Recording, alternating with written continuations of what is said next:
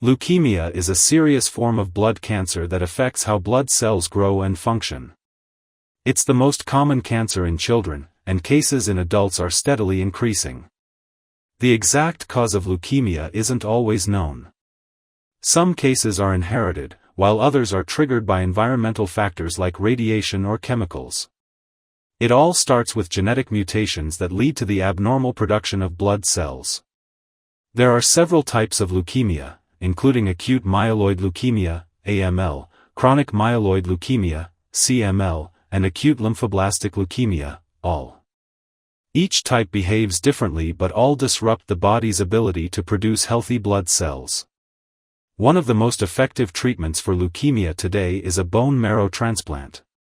This life-saving procedure involves replacing damaged bone marrow with healthy cells, often through a process called apheresis, which filters cells from a donor's blood.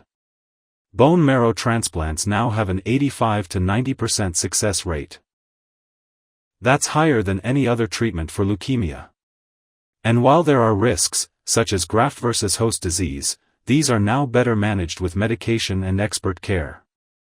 At Viezec Stem Cell Institute in India, we offer advanced bone marrow transplant services with high success rates.